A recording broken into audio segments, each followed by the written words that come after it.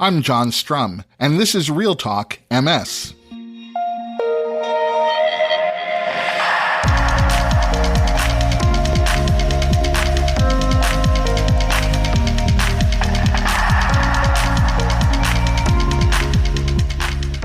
It's March 8th, and we have a lot to talk about. And I want to start off by thanking those of you who turned out yesterday and participated in the National MS Society's Public Policy Conference. I think we may have set a record for the total number of attendees. But I hope you'll consider the conference as your first step in engaging as an MS activist. And you can be sure that we'll be talking about advocacy-related issues as they arise throughout the year. One of the things that we talk about often on this podcast is depression and MS. Another subject that comes up a lot is the way that MS affects cognitive processes. And the reason that we tend to talk about these two topics so frequently is because these are two very common MS symptoms. If you're living with MS, there's a good chance that at some point you're going to deal with depression and cognitive dysfunction. And if you're interested in really understanding how these symptoms can impact someone's everyday life, then I think you're going to really appreciate my guest today. Joining me to talk about his new book, Mind, Mood, and Memory, The Neurobehavioral Consequences of Multiple Sclerosis, is author and expert Dr. Anthony Feinstein. Dr. Feinstein has spent the past 26 years researching behavioral disorders in people living with MS. He also maintains a clinical practice in which over 80% of the patients are people living with MS. And as I said, if you're interested in the specifics of how depression, cognitive dysfunction, and memory issues can make everyday life at home or at work more challenging for someone living with MS, I think you'll appreciate my conversation with Dr. Feinstein, and I know you'll benefit from checking out his new book. But before we get to my conversation with Dr. Anthony Feinstein, there are a few other things that you should know about.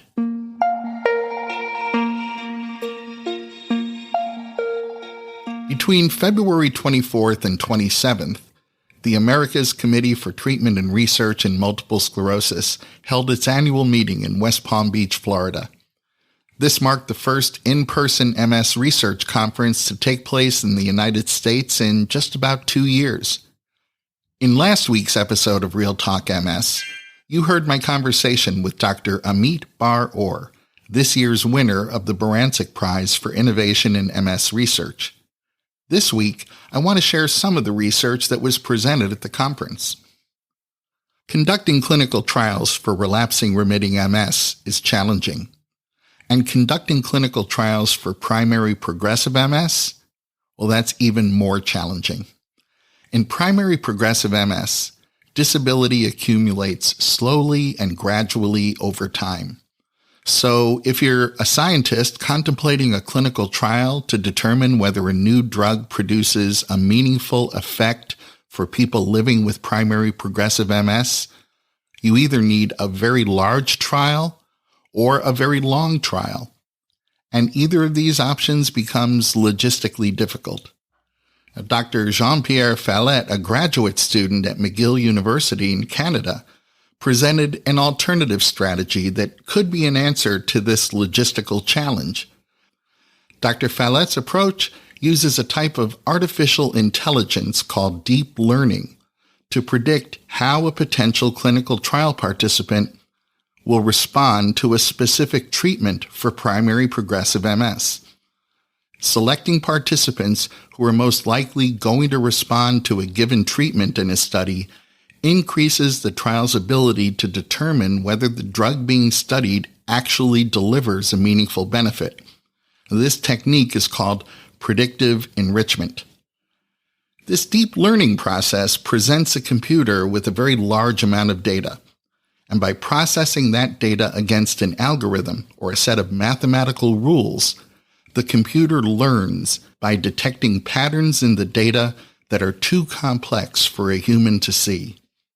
Then the computer applies those patterns to a new set of data. Dr. Fallet's team demonstrated this new approach to facilitate predictive enrichment by applying his technique to the results of clinical trials for Ocrevus and rituximab. And in this demonstration, the computer was able to successfully identify which patients should have responded to these new treatments, and in analyzing the actual results of these clinical trials, well, the computer demonstrated far greater efficiency in making the correct prediction. Dr. Fallet's research team calculated that a hypothetical year-long clinical trial that only included the top 50% of predicted responders would need just 500 participants to be able to identify a drug's meaningful effect on disability progression. Compare that with a trial that recruits patients using the standard methodology that's in use today, and the same study would require 3,000 participants to detect a significant effect. Clinical trials take too long and they're too expensive. Using deep learning to facilitate predictive enrichment may be one way to fix both problems. However, Dr. Fallet's team did offer one limitation to this approach. The computer won't tell them how its algorithm is using the data they supply to make its highly accurate predictions. I know a lot of you are interested in stem cell therapy, and the results of a small study of 71 people with aggressive MS who had undergone autologous hematopoietic stem cell transplantation, or AHSCT, were presented by Dr. Francis Brunet of the University of Ottawa in Canada. The study participants included 60 people with aggressive relapsing remitting MS and 11 people with aggressive secondary progressive MS. After their stem cell transplant, the follow-up period for each of these study participants ranged anywhere from 8 months to 20 years, and all 71 participants experienced no new MS relapses while being followed in this study. Now, before their stem cell transplant, the average annual relapse rate for each study participant was just about 1.5 relapses a year. The average age of the study participants was 32.5 years, and the average time between being diagnosed with MS and receiving their stem cell transplant was about 5.5 years. 41% of the study participants were women, and 59% were men. None of the study participants experienced worsening disability while being followed in the study, and some of them experienced mild improvement in disability. Now, those study participants who showed this mild improvement were among the participants with less disability to begin with. MRI data was available for only 33 of the study participants, but all 33 showed no new lesion activity following their stem cell transplant. So although this is a small study, it certainly shows encouraging outcomes for autologous hematopoietic stem cell transplantation as a treatment for aggressive MS. Dr. Bruce Bebo, the Executive Vice President of Research at the National MS Society and a frequent guest on this podcast, presented a really interesting study measuring the economic burden of MS. The study was designed to calculate the economic burden of MS in the United States in 2019, including direct and indirect medical costs and lost productivity, and also predict the future economic burden of MS for 20 years through the year 2039. To calculate all of this, the research team looked at the prevalence of MS in the United States. They looked at direct medical costs that were reflected in data from insurance claims. They calculated future earnings loss due to premature death by looking at CDC mortality rates and Medicare claims data. And they calculated non-medical costs by surveying almost 1,000 people affected by MS. The researchers calculated that in 2019, the total economic burden of MS in the United States was $85.4 billion. I feel like I should almost pause for a moment and let you really absorb that number. That estimate includes $63.3 billion in direct medical costs, $21 billion in indirect costs, and $1.1 billion in non-medical costs.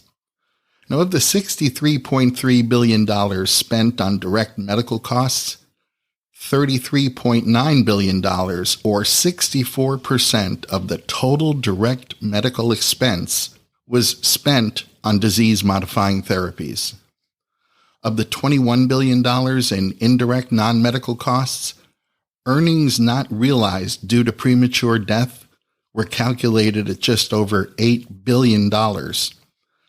Economic loss due to presenteeism, or being at your job but not being able to be 100% productive due to MS, well, that was estimated to be $5.9 billion. And economic loss due to absenteeism was estimated to be $5.5 billion. The research team estimated the prevalence of MS in the year 2039 is going to reach 1.1 million people in the U.S., and the economic burden of MS is estimated to grow to $105 billion by 2039. Right now, we're spending almost $40 billion a year on disease-modifying therapies in the United States. So if you needed a single-sentence argument for explaining why access to affordable medications is so vitally important, I think you now have it. The other number that jumps out from this study is the $8 billion in lost income, or income never realized due to premature death. If you needed a single-sentence argument that explains the impact of living with MS, well, I think this one is as good as any. Now, if you'd like to review the abstract for this study, you'll find a link in today's show notes. The economic burden of MS is something everyone living with MS is all too familiar with on a very personal level. The psychological burden of MS, the neurobehavioral consequences of MS, may be a bit more invisible, but are every bit as profound and potentially debilitating. Joining me in a moment to talk about how mind, mood, and memory can impact people living with MS is author and expert Dr. Anthony Feinstein. My guest today is Dr. Anthony Feinstein. Dr. Feinstein is a professor of psychiatry at the University of Toronto, and he's an expert in the neuropsychiatry of multiple sclerosis. In fact, Dr. Feinstein has spent the past 26 years researching behavioral disorders in people living with MS. He also maintains a busy clinical practice in which over 80% of the patients are people living with MS. And he's written a fascinating new book titled Mind, Mood, and Memory, The Neurobehavioral Consequences of Multiple Sclerosis. Welcome back to the podcast, Dr. Feinstein. Thank you very much, John. In your book, you write that a person's mental state is made up of three individual components: cognition, mood, and behavior. And you go on to illustrate with what I will say is profound clarity how MS can impact one, two, or even all three of these fundamental pillars. One of the first topics that you tackle in your book is cognitive impairment among people with MS. I talk about cognitive dysfunction often, and in previous episodes of the podcast, I've reported the results from clinical trials that show that MS can impact information processing speed. But that's a pretty abstract idea.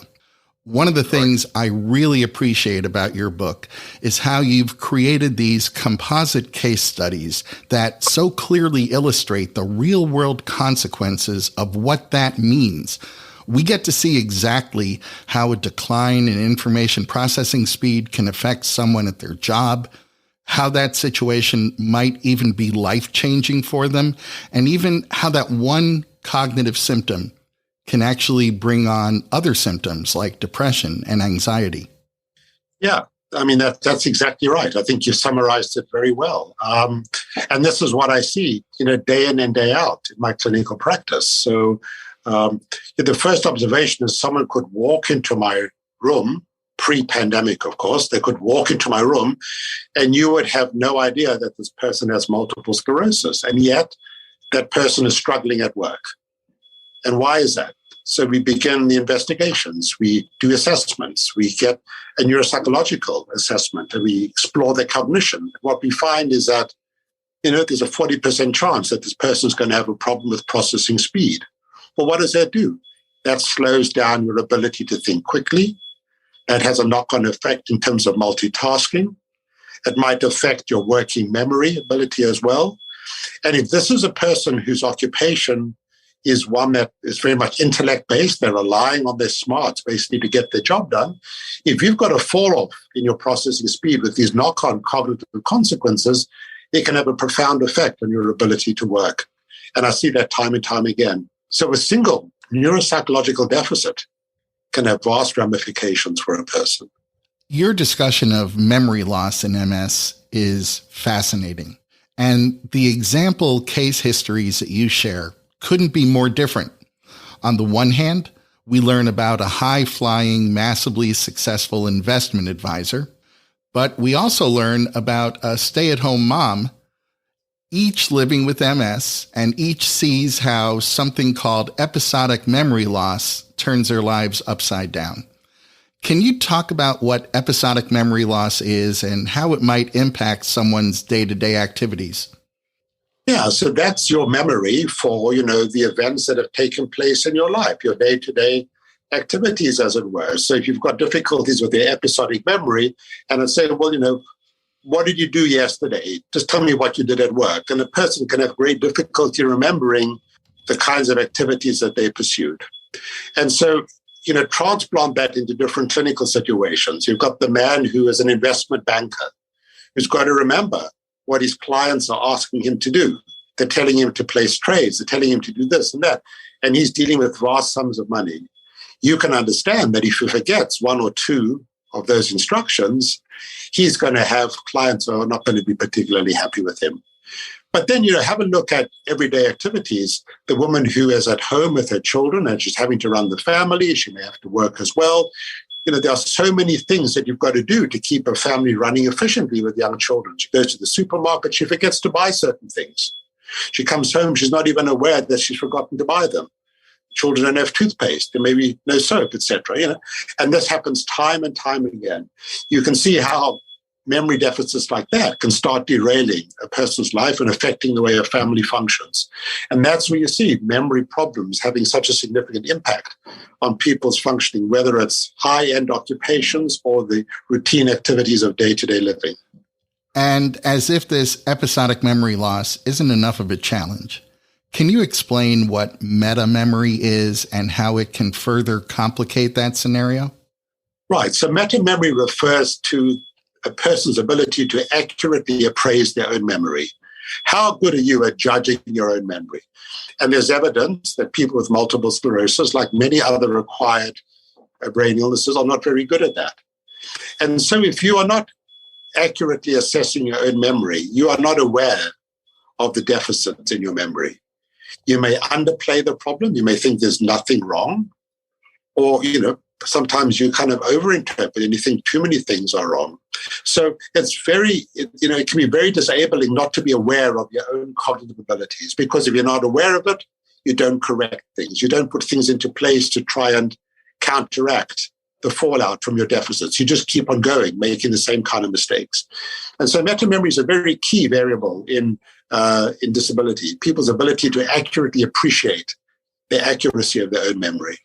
In examining cognition, you write about potential changes in information processing, memory, and executive function, or the brain's ability to make decisions and solve problems by being able to plan and sequence elements of the problem, while also providing the ability to think in the abstract.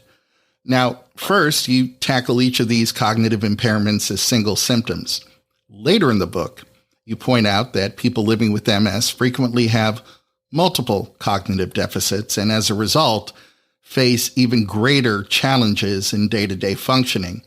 And once again, your ability to provide real-world illustrations of how being globally impaired impacts an individual and their family. I just found those illustrations striking. In one of these case studies, you feature a family, and the wife is living with rather advanced progressive MS. And when you talk about her husband, Bob, well, honestly, you could have been talking about me several years ago when my wife was living with advanced progressive MS. I found that of all her symptoms and disabilities, it was that global cognitive decline that impacted me the most, because that's when it felt like I was watching this person I knew better than anyone else in the world begin to disappear right before my eyes. Yeah, well, my first off, I'm sorry to hear of that. I mean, I certainly know of the challenges you've had with MS in your family. And you're right. That's a very painful and difficult thing for family members. And many times family members don't understand the change. They don't understand where it's coming from.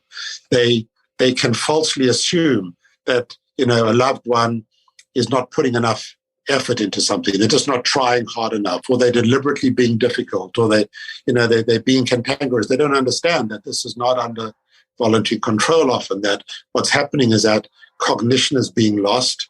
And as you develop global cognitive impairment, your behavior starts changing.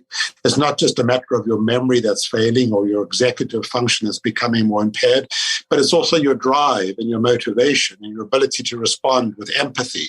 And your social skills start decaying as well. So you start getting this global deterioration in a person's behavior, your cognition, the mood, the behavior, everything starts changing. And then the dynamics within a family profoundly shift as a result. When you've got someone who, for 20 years has been functioning one way, high functioning, working, running the family, maintaining social relationships, doing all those things, and then suddenly starts being lost piecemeal, bit by bit, and it all starts changing progressively.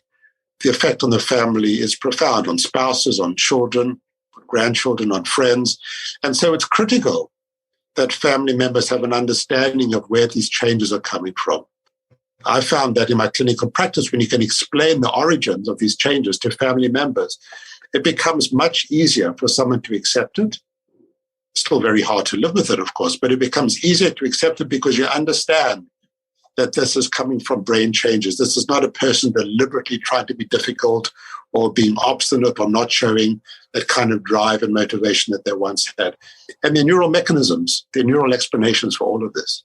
A moment ago, I heard you mention mood, and I certainly didn't want to overlook that. Depression is something that we talk about on this podcast because, well, as you point out in your book, evidence shows that 50%, that's 1 in every 2 people living with MS, will develop major depression at some point.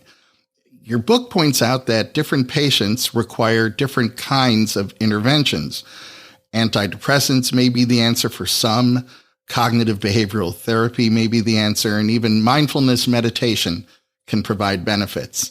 You also point out that these treatments may be effective, but won't necessarily be effective for everyone. Yeah, that's correct. I mean, the first important point is this. The diagnosis of depression is often missed in a busy neurological practice. And that's very unfortunate because depression is something that is potentially treatable. And depression is the major determinant of quality of life. If you're depressed, you don't have a good quality of life. And depression also adds to the magnitude of cognitive challenges. Depression is also linked, and needs to be said, to suicidal ideation and completed suicide. People who are depressed also have a worse neurological outcome. So you see mood affecting a person's neurological outcome. And recent data also shows that people with MS who are depressed overutilize healthcare services. So you can see from multiple reasons why depression is so important in terms of a person's MS. But the biggest one, of course, is that if you miss the diagnosis, you're not going to treat the person. And while there are still, many unanswered questions as to what the best treatment is, we do know that some people can respond very well to antidepressant medication or very well to cognitive behavior therapy. Or occasionally you put together a package of interventions, medication plus CBT, medication plus mindfulness therapy. When you get a person whose depression lifts, it's transformative. It's transformative to their lives. When people talk about depression, they might describe it as feeling a certain way.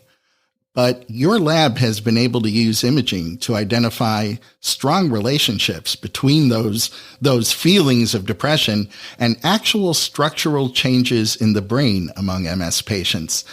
Can you tell me about that? Yeah, I think that was really an interesting and I think very important clinical finding. So my group built on some earlier data showing that people with MS who become depressed, clinically significantly depressed, a major depression, are more likely to have lesions in certain parts of the brain that we call the limbic brain, parts of the temporal lobe and the medial frontal lobe. So they have a heavier lesion volume in those areas. We also showed that even if you look at normal appearing brain tissue, so this is brains that to the naked eye appears normal, we can extract subtle abnormalities using MRI from those brains, and once again show that in depressed people, they are more likely to have these subtle brain changes in the exact same limbic areas, the medial frontal, anterior temporal parts of the brain. When you look at functional MRI, so we're not looking at structure now, we're looking at networks, the way the networks activate. The functional MRI data matches the structural data. In other words, researchers have shown dysfunctional connections between parts of the limbic brain, for example, between the hippocampus and the amygdala on the one hand, and the ventrolateral prefrontal cortex on the other. So we see a nice marrying of the functional and the structural brain imaging data that helps us understand why some people can develop a profound depression. The reason why that, I think, is so clinically significant is this. I have a patient who can come to see me with MS who's actually doing well physically, having no difficulty walking.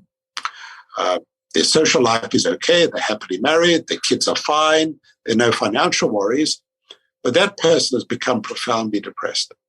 And the patient says to me, why? Why am I depressed? I know I've got MS, but my MS is well controlled by my disease-modifying drug. My life is generally fine, but I'm still depressed. The MRI gives us clues as to why that person might be depressed, because depression is a brain disease. And of course, MS is a brain disease. And so it may well be that depression for some people is a direct symptom of their multiple sclerosis, a direct consequence of the brain changes. The final chapter of your book sort of closes the loop by expanding on some of the same questions, issues, and even the same metaphors that you raise in chapter 1. And once again, by using a composite case study to illustrate the point, I think you so effectively demonstrate what is possible when it comes to clinically addressing the challenges of mind, mood, and memory that MS presents. Almost 150 years ago, French neurologist Jean-Martin Charcot was the first to identify the cognitive dysfunction associated with MS. Your book brings that conversation about mind, mood, and memory into the 21st century and plots a course that I know you and many other researchers will continue to travel. The name of the book is Mind, Mood, and Memory, The Neurobehavioral Consequences of Multiple Sclerosis, and you'll find it at Amazon.com. Dr. Anthony Feinstein, thanks so much for all you do to improve the lives of people living with MS, and thanks again for talking with me today. Oh, it's my pleasure, John, and thank you for having me on your podcast. I enjoyed talking to you. Thank you. That's going to wrap up this episode of Real Talk MS. Real Talk MS is powered by the National MS Society. And you can share this episode of the podcast by letting your friends or family members know that all they have to do is point their web browser at realtalkms.com/236. You'll find that link in today's show notes, so you can easily copy and paste it right into an email or text. And if you have a minute, I hope you'll visit the Apple App Store or the Google Play Store and download the free Real Talk MS app for your iOS or Android smartphone or tablet. It's the best way for us to stay connected. The app will automatically download the latest episode of Real Talk MS. You'll be able to access any of our past episodes. You'll be able to save your favorite episodes. And it's an easy way for me to share bonus content with you. The app is free, so I hope you'll download it today. I'm John Strum. Thanks for listening. Stay safe and make healthy choices.